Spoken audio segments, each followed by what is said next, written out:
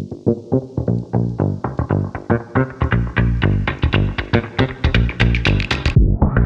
going on, everybody? Welcome to another edition of Talking Elite Fitness. I'm Sean Woodland with Tommy Marquez, and Lauren Khalil continues her trip around the world. Where are you now, Lauren? And you also look like you've gotten some sleep. Congratulations. If you're watching, I look more red because of the lighting. It doesn't look that bad in person. Yeah. I look like a cherry right now. You know, Lauren, if you go outside, that you can put some sunscreen on, and that will help. Sean, don't even poke the bear right now. Don't poke the bear. It's 9:45 p.m. It's too late to poke me. That's right. All right. I am in the UAE getting ready for Grove Games, which the Dukic brothers are going to be competing in tomorrow on a team. Cara Frey is also on their team. And yeah, lucky enough, my hotel is overlooking the ocean. And there's 5 pools at the hotel. And I beat-bopped around in each of them, dipped a toe in each pool, and then cannonballed into the ocean. Okay. Well, I'm so sorry to hear that you're dealing with such harsh conditions on your current trip. It's terrible. I hate traveling. That's awful. Is there footage of the cannonball? Do we get to like critique your technique, or what's going on?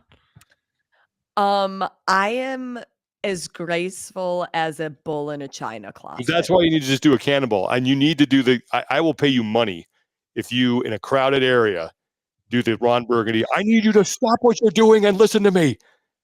I have urgent news, and then just scream cannonball and jump in. You know what?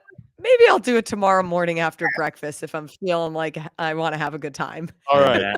And that's how Lauren ended up in prison. You might be right. Just make sure you know where the U.S. consulate is in case that happens. Have those numbers ready. Okay. On today, we're going to talk to Lazar Dukic. Lauren and Tommy sat down with him a little bit ago. Got some insight into his training, what it's like training with Roman, some stuff he's working on for this upcoming season. That should be a good conversation. And just got a little bit of news here, too, we want to get to before we get to that interview. But first, we want to thank our sponsor for today, and that is Momentus. And for all three of us, we want to ensure that the products that we use are scientifically backed and objectively tested with expert credibility. And that's why we love Momentus, because they are setting a high bar with a continuously expanding line of products designed by industry-leading experts and performance leaders. I've been using their protein, their creatine, their pre-workout stuff. Fantastic. It is clean, tastes great, and it's been, it's nice to have that peace of mind knowing that this stuff is of the highest quality. And you may have heard about them on the Huberman Labs. They've worked with Dr. Andrew Huberman to develop products and protocols designed to optimize mental health, physical health, and performance in all aspects of life. They have more than 150 professional and college teams using their products and contracts with the United States military. Momentus has proven itself as an industry leader that creates best-in-class human performance supplements. You need to get on board with Momentus, and here's how you can do it and save a little money in the process. You can go to livemomentus.com, use the code ELITE for 15% off. You can get all the stuff that we mentioned, plus the Andrew Huberman products. Again, love that protein, love their creatine. It's fantastic stuff. LiveMomentus.com. Use the code ELITE, and you will save 15% off. Love their stuff. So please go check them out. They're fantastic people, and we love supporting them. Okay, let's talk about just a little bit of news that's going on here. Noah Ohlsen has said that he is going to go team this year. Now, the speculation was, and the popular thought was, is that it was going to be Noah and Chandler starting a team. There's a lot of talk around that. Doesn't look like that's the case. So Noah Ohlsen was on the Wadapalooza podcast with his good friend Guido Trinidad. And here is what Noah had to say to Guido. And this public news there or what? Maybe not. Some people may have heard that here or there, but nothing has been officially announced. It's official. Like we've 100% decided on our team. Tola is going to be that for sure. I will I guess maybe tease. I don't know if people are already suspecting this, but Lena Richter is going to be one of the ladies that's on our team. She competed with us in Madrid. And so I think people can already start to put 2 and 2 together there. But she's got a ton of team experience. She's probably the highest level, most experienced team athlete currently on the female side of things. She's competed at the games on a team 3 years in a row. Yeah. Has been on the podium at the games the last 3 years in a row. Her team, Oslo Navy Blue, took second, and third. And Tola took second last year. I've taken second at the game. So between the 3 of us, we have 5 podium appearances, and none of them are gold yet. And so that's our big goal this year, is for the 3 of us plus the other undisclosed female to finally take that step up to the top of the podium. All right, man. Yeah. So there you have it. Noah Olsen, Tola Morakinyo, and Lena Richter, and a mysterious 4th athlete who I think you can kind of speculate who that's probably going to be. I'm going to say her name might rhyme with Gonika. I was going to say it rhymes with Khrennikov. That's good too. Yeah. But Tommy, what do you think about this, man? I mean, I think given the fact that you have the breakup now of the Oslo Navy Blue team, who knows what's going to happen with Invictus? Right now, I mean, I would kind of say that if this team comes to fruition that Noah's talking about, I mean, you got to put them at the top of the favorite list, don't you? Yeah, I mean, some of it depends on if that 4th athlete gets confirmed and where the health of everyone is. Obviously, we just got an interview which you'll hear in just a few moments. But I know Lena's been battling injuries off and on over the past year, and is assuming everyone's healthy. This could be a very, very potent combination. I think we saw how quickly I think Tola has become kind of a Swiss Army knife of the team competition, how quickly he's been able to adapt and join forces with different teams and find success. Obviously, as Noah teased, not quite the ultimate success of winning, but the varying levels of athletes that he's been able to kind of form with. And last year was Tim Paulson. They made a great duo. And now you have Noah Ohlsen, and I think that's going to be a great duo as well. And yeah, at this point, I'm trying to think if there's any other team that I would put up there.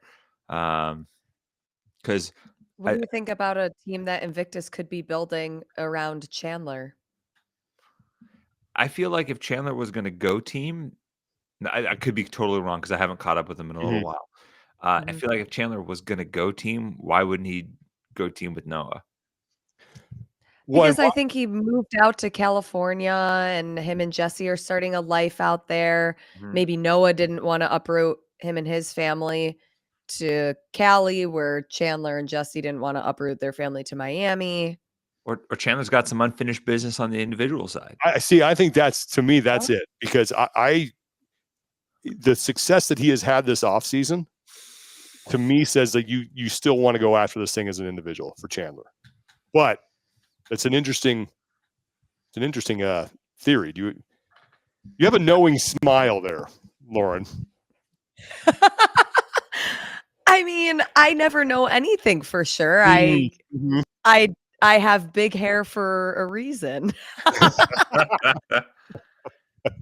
Well, that's something we'll keep an eye on. I figured I'm with Tommy. I think he wants to go team. You think Chandler wants to go team? Yeah. Okay. We shall see. And I was going to say too, like, you got to put this team towards the top, because we really don't know what other teams are going to be out there right now. It is still very early, and we still have a couple months to go before this really shakes itself out. And there's certainly some teams from last year that, if they come back, will absolutely be at the top of that list. But I thought this was. You know what I really love? I love that we're at the stage of the sport where we're seeing individuals build these super teams. I know every year we kind of talk about, like, what's it going to take to make teams more interesting, but truly I think, like, having more individual athletes transition into teams does that, at least for me. Yeah. And this has been happening for a few years, right? I think I think the work that Rich and the Mayhem crew have done a tremendous, did a tremendous amount of work there. The obviously, like even as far back as like 2017 when Wasatch basically got together for the sole purpose of beating Mayhem. I think creating those like fun but adversarial like rivalries and things like that to build up the team competition is obviously good. Now in the sanctionals era, you got a little dabble of that too. But now more so with them kind of taking some of the restrictor plates off of the team competition, you get to see this a little bit more often. I mean, you look at even just go back to the games, right? Like CrossFit Invictus was this, it was more homegrown, right? Because a lot of the people were there already, but they like handcrafted that team. East Nashville Proven super team, Oslo Navy Blue, pretty homegrown, but they pulled in a lot of the best athletes from around Norway to do that. Move Fast Lift Heavy, same thing. It's kind of a super team of sorts put together by Christian Harris. No Shortcuts was a new team last year. That could be, they're the team where I'm like, what do they got cooking? Yeah. Because I think they're maybe someone that you could look at for next year as being a big mover. The Walleye you had two teams in the top 10 from Sweden, Prestanda and Walleye, that were, mixtures and amalgamations of Swedish super teams and top athletes there. Mayhem Independence, I think you'll have another version of that, probably led by Angelo next year. OBA, a team that came together the year prior, but reset a little bit to try and make another push. So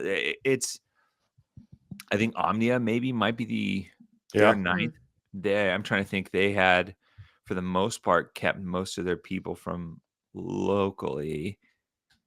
But honestly, I think outside of that, I mean, the top 10 is dominated by quote unquote super teams of people collectivizing from different areas. So I think that era is just kind of here now. And I think, what is it? 2 weeks before Christmas, we're going to, I think this is going to be about the time where, one of our early Christmas gifts is going to be figuring out who are the contenders for next year's competition. And it will be interesting to see who that fourth and final person is. And again, I was just taking a guess on that one. It wouldn't shock me if it was Annika because of the amount of time that we spent training with that crew. But okay, let's move on now to the interview that Lauren and Tommy did about an hour ago with one Lazar Dukic, who now finished officially third in Dubai. Our last episode, the leaderboard we were looking at had him in second. He is now back officially in third place, but he is getting ready, as you heard Lauren say at the top of the show, to compete on a team with Karin Frey and his brother Luca at the Grove Games. So here is the interview that Tommy and Lauren did with Lazar Dukic. All right, now let's welcome in our guest for today, coming from all the way out east in Abu Dhabi right now. He is a 3-time CrossFit Games athlete, a 4-time qualifier though, because you turned down the first one. I remember that back in the day. It's Lazar Dukic. Good to see you, my friend. How are you doing? Hey guys, thanks for having me. I'm doing great, and happy to talk a little bit with you guys. Yeah, for sure. Well, you've had a pretty busy off season. Yeah.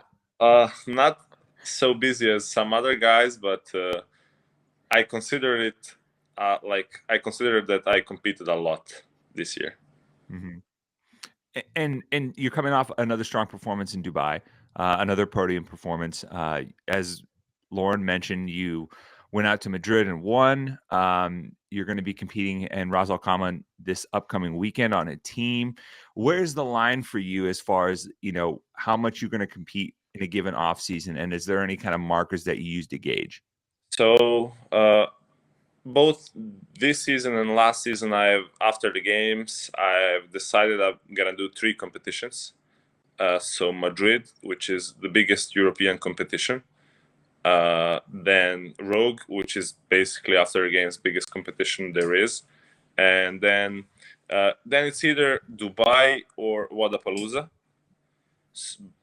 Wadapalooza doesn't make that much sense for me because it's long travel and it's going back to the United States for the 3rd time, which doesn't really work for me because it's expensive, it's time consuming, You need to get there early to adjust to the time zone, and it's always it always makes more sense for me to do Dubai than Wodapalooza. So those three are kind of the staple for me in the off season. And then since I'm already here in Dubai and there's a team competition which might be fun, why not have a good strong team and maybe win and have fun? Why not? I'm always for that. Okay, I want to talk more about the season, but first, who's on your team that you're going to be competing with this weekend? So our team's name is LLL and K. So should be Lazar Luka, Lena Richter, and Karin Frey. But Lena got injured in a couple of weeks coming before Dubai, and we needed a replacement. So we invited Noor Blicker. So it's me, Luka, Karin Frey, and Noor. Well, what the heck? I'm an L. You could have invited me. Maybe next time. I'm gonna have it in mind. Thank you. I appreciate that. Is there any other like big teams there? Okay, team captain, so maybe you can ask him. Okay, I'm gonna ask him tomorrow. Okay. Yeah, is there any other big teams competing, or are you guys going to be like the most prominent one? I think there is a Kolesnikov team that competed at the games, and the Russian team, and then there are some guys from Norway that competed in a team as like they were not a team at the games, but them were competing together. It's a new team, and they are testing it right now. So let's see. So when we look at all of these different off-season competitions that you're doing, it seems like they each kind of serve a different purpose, or maybe you have a different goal. Like the one this weekend, of course the goal is always to win, but this one seems more of like a fun thing to do with your brother, with some friends, since you're out here. Madrid, it's so close to after the games, but still could be a good check-in. So what really is the goal or the priority for each of these off-season competitions that you decide to do each season? Well, as you said, each of them has a different purpose, and for me, like how I choose where I will go is, firstly, like the prize money. Then, secondly, how close it is to my place, to Serbia, and then thirdly, like I want to test myself against a really good athlete, so I choose a competition where I can do that. And I know programming varies from place to place. I know what to expect in different competitions, so I prepare myself for that and adjust my expectations. Let's say Madrid last year and this year worked pretty well for me. Rogue in past 3 years didn't work well for me, but I still want to go there and see how my weaknesses improved, or if they improved. And then Dubai has always been probably my favorite competition, and I love being back there. And it's always the best guys come there. So like upcoming guys, the guys that are podium at the games, top 10 at the games, up and comers at the games. So it's just like a good checkout point to the season to see what's happening, and then adjust your programming and everything from there. And so far, what have been kind of the big takeaways in the offseason? You mentioned Rogue and how it maybe hasn't gone as well, but Rogue is typically heavier. It's got a little bit more emphasis on squatting, lower body power, things like that I know we've talked in the past that you want to work on. And I'm curious, what has been the kind of checkpoint for you so far in learning about what you need to work on? Do you want me to be specific per competition, or do you want me to be like more broad and talk about overall? As specific as you want. Specific as possible. Let's get those data points. Well, in Madrid, I was the most unfit I've ever been in my life that I've competed. Oh, okay. So after games, I took like 2 or 3 weeks off, and then mine and Luca's really good friend was having a wedding, so we were like kind of doing that, and then I was really training as much as I could, but that wasn't enough for me to feel comfortable showing up at the competition. And then I show up at that competition and I feel awesome. I do like the heaviest clean and jerk I ever did in the competition. I win the running event. That was actually the first time I won lifting and run at the same competition. And that actually made it possible for me to win it because Yone was there and he was really fit. He actually beaten me in 5 out of 7 workouts, but his placements were worse than mine, so I managed to squeeze in the win. And then Rogue, I felt really good, opposite to Madrid. Like I was training with Roman, I never felt like I was really surprised that after the games I can feel that fit.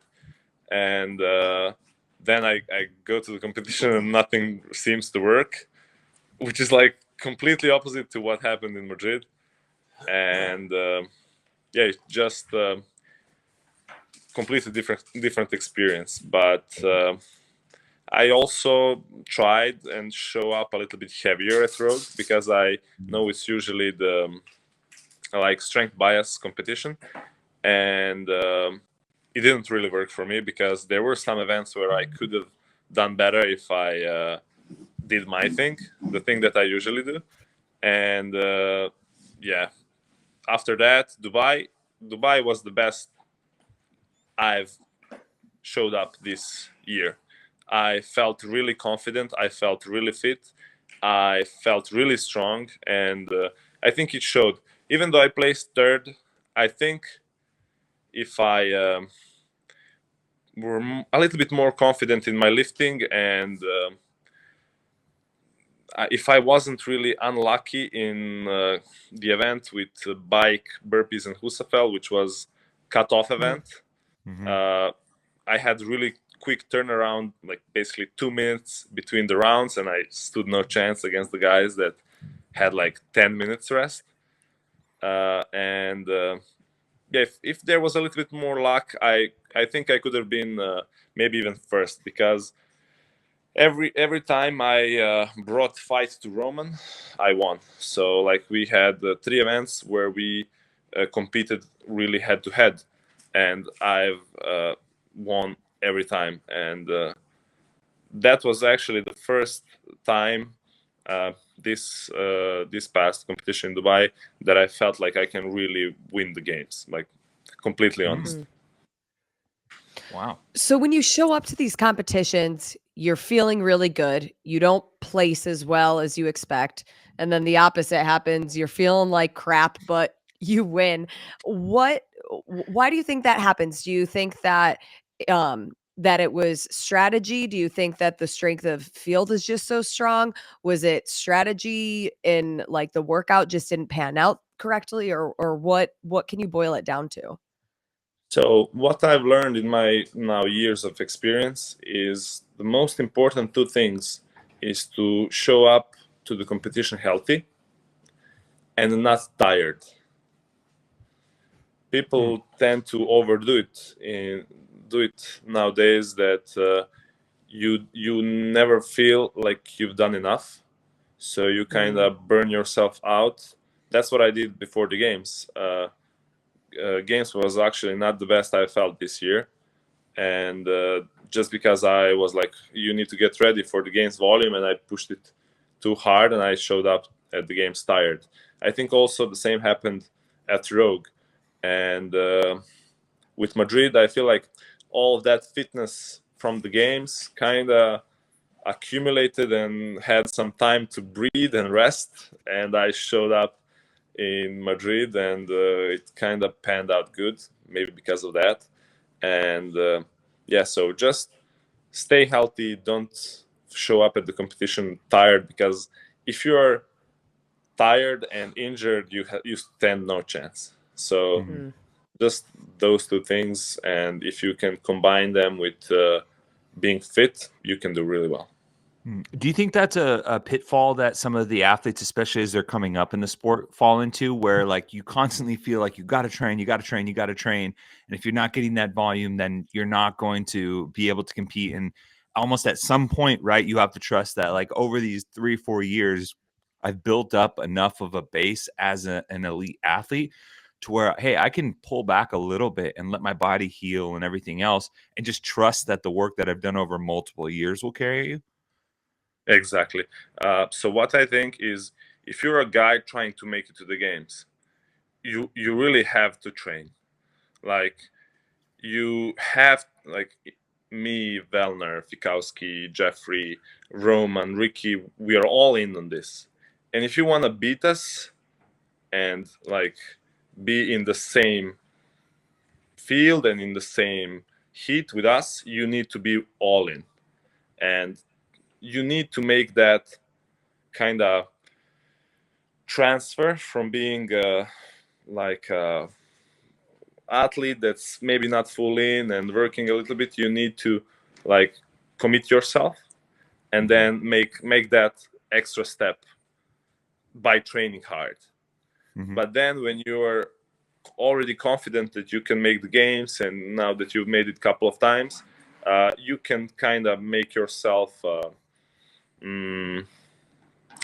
not you don't have to like beat yourself down every day. Like, I don't want to say that, because you still do, but you can have that off season and then start fresh from, let's say, February. If I'm thinking of myself, there's always 1 month where you kind of want to take it chill, and for me that's January always.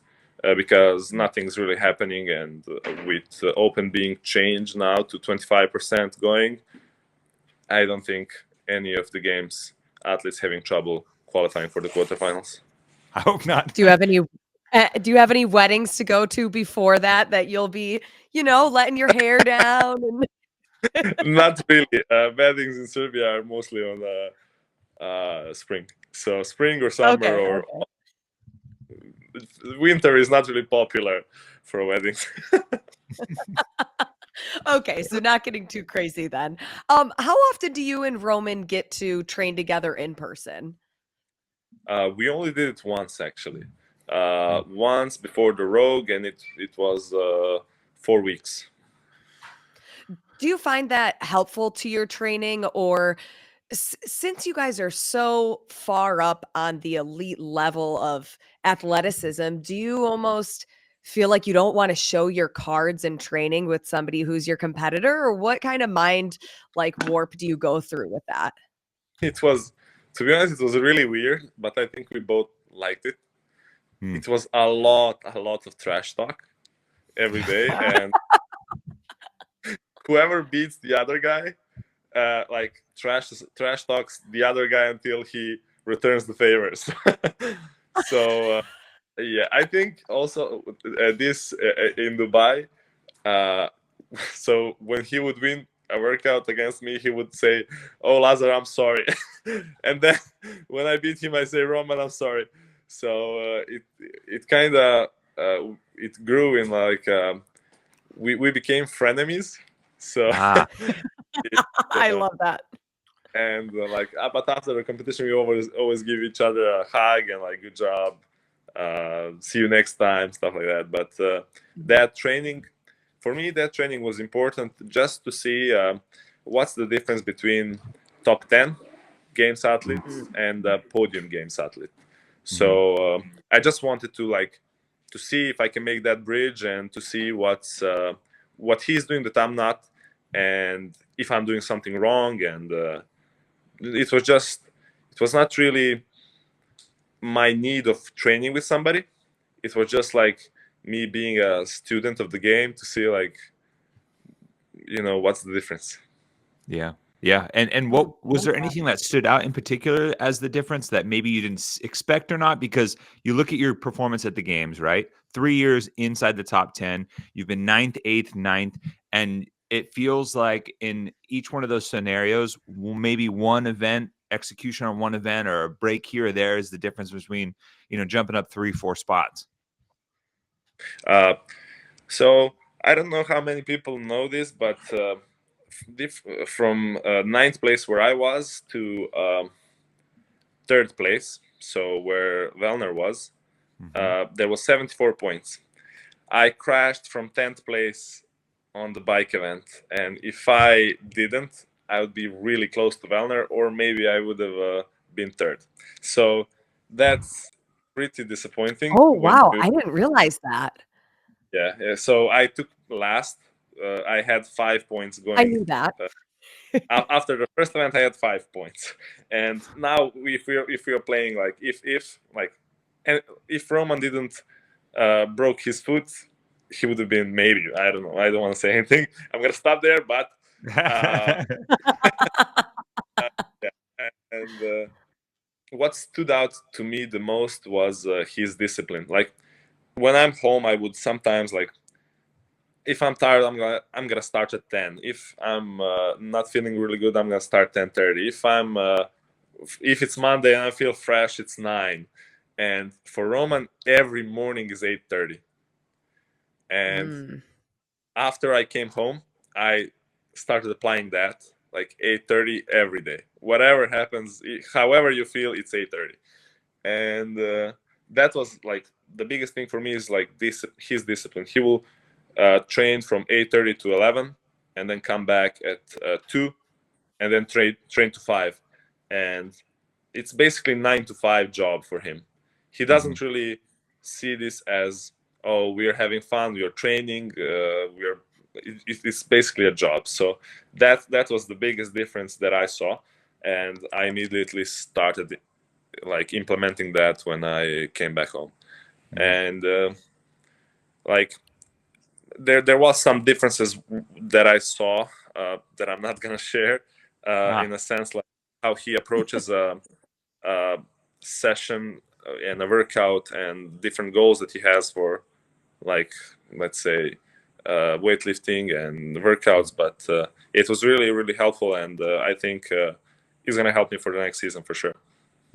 That's awesome. Since implementing that discipline and starting your training at 8:30 a.m., what are some of the things that you've... But it was just a kind of different perspective.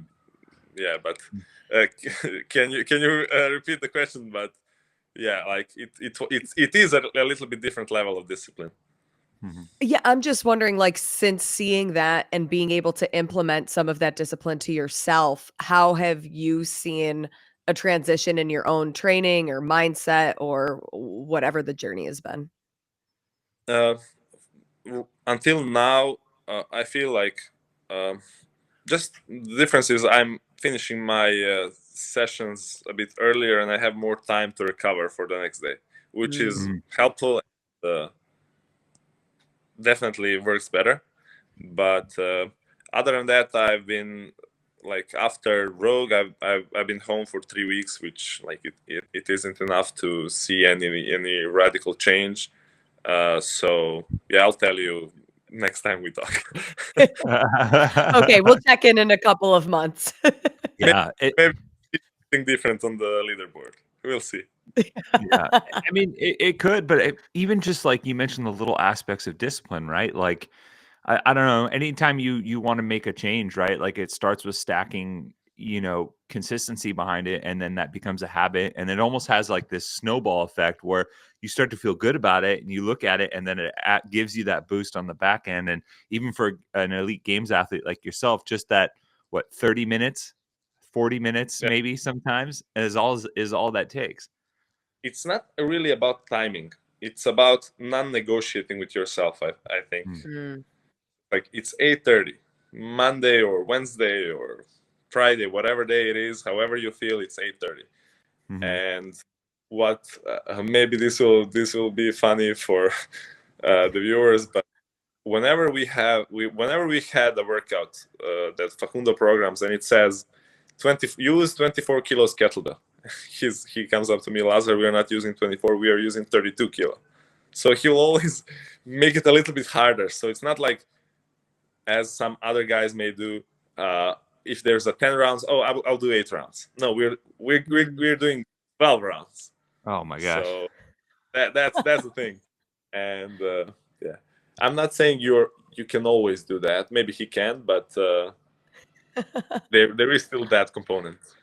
Yeah, for sure. And just maybe taking a deeper look at yourself, what are some skill or aspects of your game that you're specifically focused on? I know strength has been something that you've worked on for a time, but if has that evolved at all? And if so, what does that look like going into next year? I think my weaknesses and strength came like the curve of weaknesses and strength really like I don't know how to say, but they got closer to each other, closer to the straight line, let's say. And I still I think I'm pretty well balanced, but what I want for next year and what I missed this year was kind of home runs on the events. So past 2 years, both years I had event win, except this year I didn't have it because I was focused on being as well balanced as I could. It works, but to kind of make that extra points event wins, and I think I'm gonna focus on that because what I realized, I'm never gonna be the strongest athlete at the games because there are some freaks like Jack Farlow and Guy and I don't know. But what I can do is they're all like 19 too. They're all 19, 20. You know, you're right. And like you don't really make points between 15th and 18th place and 13th and 15th and stuff like that. You make points in the top 10 kind of range, and like especially with event wins and top fives, that's where you make. So if you can have those, have those. Like if you're 15th or 18th, it's kind of 5 points. But if you're first, it's 100, and if it's like fifth, it's like always, let's say 8 points. It's still like those points matter. Those like small fractures, 2 points, 1 point in extreme situation, they matter, but it rarely happens. Looking at this weekend, have you ever competed on a team before? Yes, I've competed with Luca in a team of 2. We won. And I competed with Karin Frey in team of 2, and we won. So there's a lot of pressure that the team has to win this weekend. I mean, not really, but I hope we win. Yeah, I'm not going to any competition to place 5th, 3rd, 2nd. So I'm always going there to I win. didn't think but so. It sometimes it happens, sometimes it doesn't. So yeah. What do you think is going to be fun about being on a team of 4? Warm. We never trained together. We never touched the warm even. So. Oh wow. By now. I can't wait to watch. Individual. The workouts are only individual. So we will run together, and then everybody will do some rounds. Then everybody has like max calories on the bike. Everybody has a lifting. Everybody has a barbell and toaster bar. So it's mostly individual. I think in the finals they will give us warm, but I hope by then we have good enough margin. You don't have to worry about it. Yep. Kind of making a sharp turn. I had a question about maybe CrossFit and the sport as it pertains to like Serbia and the culture there. We don't obviously, we're American, we're both US based. And I'm always interested about hearing how CrossFit has maybe taken roots or how the sport has taken roots in different countries and different cultures. And I feel like in the last 5 to 10 years, at least Serbian athletes have kind of had their moment at the forefront with Novak, establishing himself as the greatest tennis player of all time, and Nikola Jokic now having back-to-back MVPs in the NBA. So I think people are starting to see a little bit of that aspect of your country and your culture and things like that. And where does CrossFit kind of fit in that? Well, we're gonna try and make it as popular as those guys made the other sports, but we'll try for sure. But CrossFit in Serbia is not really that popular still. For sure, me and Luka kind of brought it to Serbia a little bit more than it was.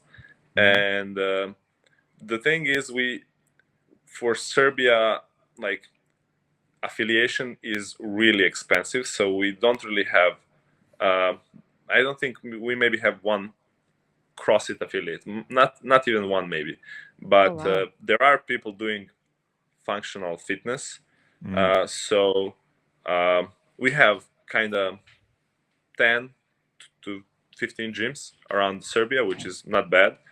And I hope to open one maybe in the future, and like bring CrossFit closer to the people. But yeah, for small Eastern European country, I think we've done good, and I think if our results, like me and my brother, and then we have some up and comers, Luka Vunjak, then we have Kristina Vasic at the semifinals, and we have Nina Vragovic, who is also Serbian in Mayhem. So if those guys kind of take that next step, I think it's gonna blossom. So let's hope. Yep. I don't think I know. How did you initially find CrossFit then, since it's not as prominent in Serbia? I've actually worked in United States as a lifeguard for through student exchange, like travel, work and travel. And I've been there in Washington D.C. and one guy, my roommate, was doing CrossFit, and I was just doing bodybuilding back then, like training in the gym. And he's like, let's do this workout called Murph. I'm like, that was your first workout? First workout ever was Murph. Oh my God. And look at you now. I actually thought at second run, I didn't finish second run. I walked and I said, I can't do this anymore. And I left. But then we were there for 6 months, and I decided I'm going to beat him by the time I'm about to leave, I'm going to beat him in Murph. And that's what I did. And yeah, that's how I fell in love. And yeah. Can you imagine how pissed I would be? So pissed if I'm like, I'm gonna put my exchange student roommate through this Murph, and then all of a sudden he goes on to be a games athlete and is like one of the best in the world. Like, what the hell? He's really proud. His name is Igor, good. I try to give him a shout out every time I can. Oh, good. So you guys still stay in touch? Yes. We're actually born on the same day, and it's kind of a special bond. Yeah, we try to keep in touch. Oh, that's awesome. That's actually a really cool story. I like that. And when you talk about, looking forward and eventually wanting to start maybe an affiliate in Serbia, is that in line with what you see happening after the CrossFit Games, or is that something that you would want to start as you're still competing, maybe with you and your brother or some of the other athletes that are there? Well, I'm 28 now, and what I kind of set for my goal is to have maybe an affiliate by 30. So I'm not planning on finishing at 30. If we look at Vellner and Fikowski, they're still doing pretty well, and I think, yeah, in the near future, I would like to have the gym and my community, and I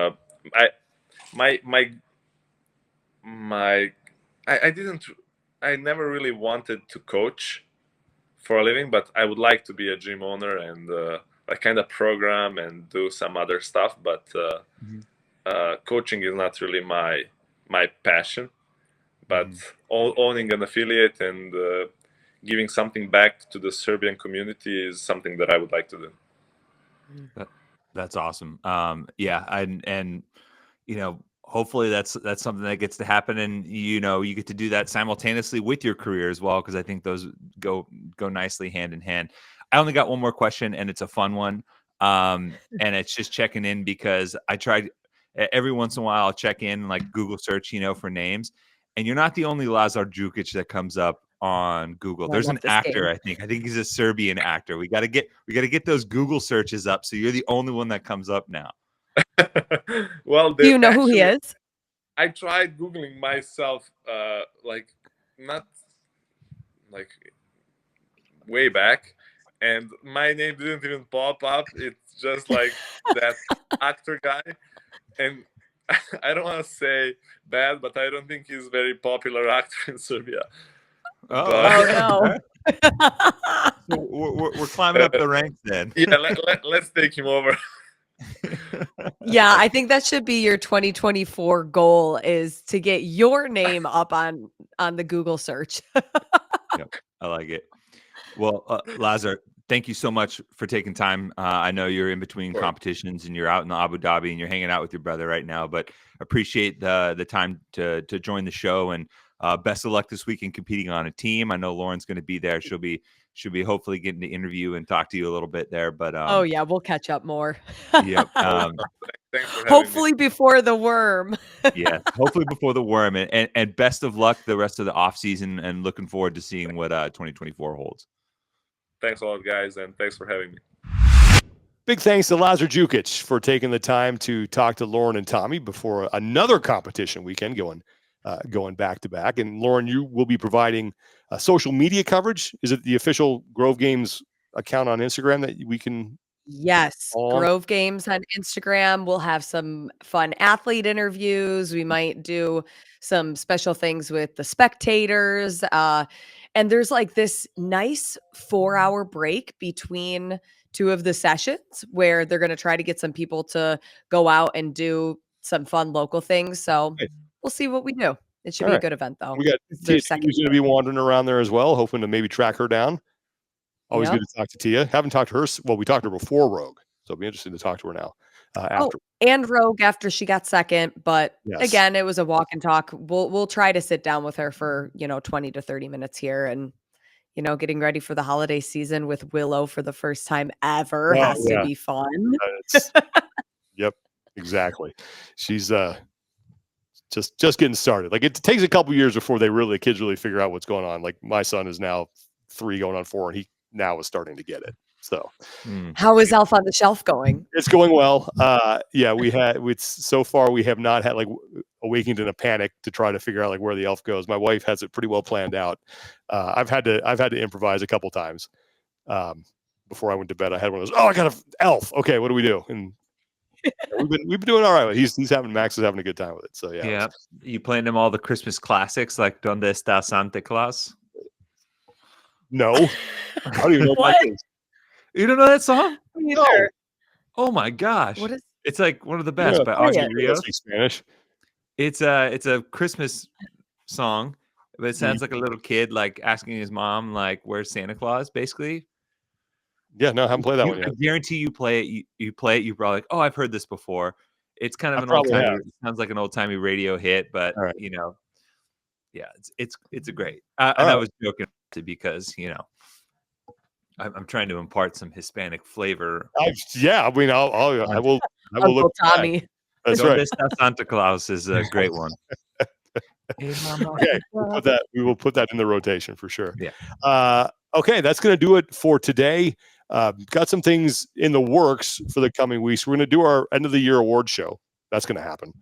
We know that for sure.